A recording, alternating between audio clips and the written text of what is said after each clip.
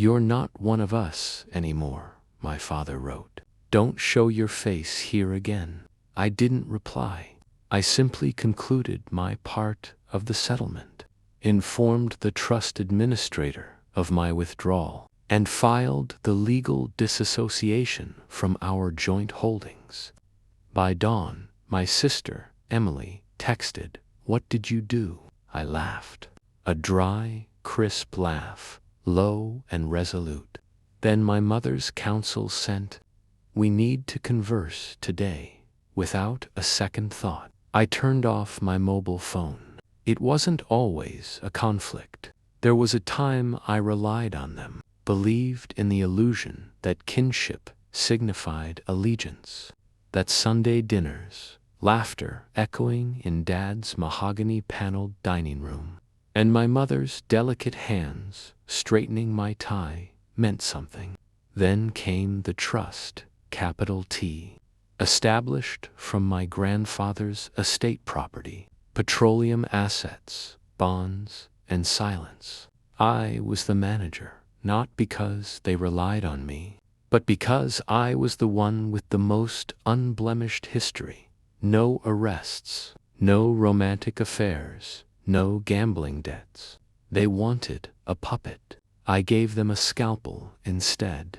The initial fracture was gentle. A forgotten line in a financial report, a shadow entry under miscellaneous estate upkeep. I tracked it. It led to a shell enterprise my sister, Emily, possessed. The same sister who once cried on my shoulder the night her fiancé struck her. I faced her in private. She wept again, claimed father sanctioned it, claimed mother was unaware, claimed she would rectify it. She didn't. I discovered the second breach several weeks later. My mother had diverted funds into a luxurious residence in her name alone, paying with cash through an account only my father could have opened. So, I ceased reacting.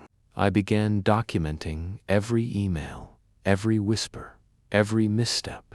I mirrored their actions, quietly secured my shares, revised the trust protocols, and bound their hands with the very chains they used to manipulate me. It took 6 months, 6 long, silent months of family brunches, feigned laughter, and politely nodding while they pilfered behind my back. Then I pulled the cord. It began with the Settlement Tower joint properties, real estate, offshore investments, combined stock portfolios.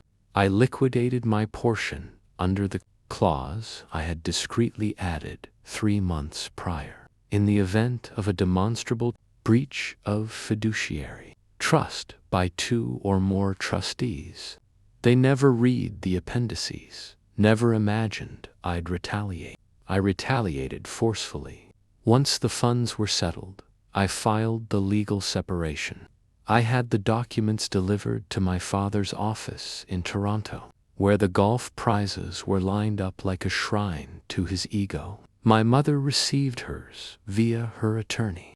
I did not address the communication to her, simply allowed the letter to speak for itself. The family group chat erupted like a city in flames. I remained silent. Then came the message's first panic, then fury, and finally, denial. "What are you doing? This is madness. You're destroying the household." They had no idea how long I'd been gone. The final action was surgical. I transferred the proof, every illicit fund, every fraudulent signature, every trace of their perfidy, legal firm representing the secondary heirs of the estate, my cousins, the ones they had cut out years ago without a second thought. The firm filed injunctions that morning. The trust was frozen, and its assets were placed under forensic review.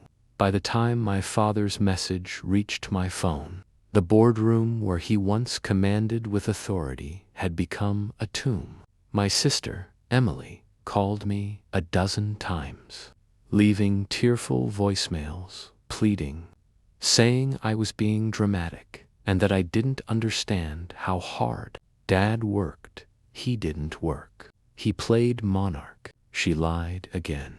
I didn't answer.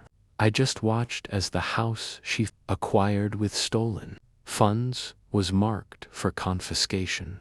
The family name, once woven into the fabric of bank lobbies and gala plaques, began to decay in newspaper headlines. Legacy family under investigation for trust violations. By noon, their lawyers had called mine desperate. I met none of them except my mother. Her attorney invited me to the firm's office in New York, a conference room with glass walls, rain tapping like a clock counting down. My mother sat across from me in a gray silk blouse, her lips trembling beneath a practiced composure. "You don't have to do this," she said softly. I watched her. This was the same woman who, when I was 15 and bleeding from a fight I didn't instigate, told me, "Don't embarrass us. Handle your mess quietly." I had. Now it was hers. "Do what?" I asked. She didn't reply. She just looked down at the folders her lawyer had prepared. Settlement offers. Private mediation. A heavy silence stretched between us. I stood. "Inform Dad," I said, adjusting my blazer. "The next time he writes me out of the family, he should be prepared to make it lasting." She flinched. I departed. That evening, the trust administrator sent the final confirmation. I was legally detached. No liability, no claim, no kinship left to restrain me. I walked the shore behind my flat. The tide was high, the wind was cold, and the air was clean. My phone vibrated again. A message from my cousin. "Thank you. We never thought anyone would oppose them." I didn't reply. Some debts you don't repay with gratitude. You repay them with fire. In the end, they attempted to manipulate the narrative, claiming I overreacted, that I broke the family, that I was mentally unstable. But the public record is louder than family whispers, and I never raised my voice. Just my standards. "You're not one of us anymore." Damn right I'm not. I'm the one who emerged unscathed.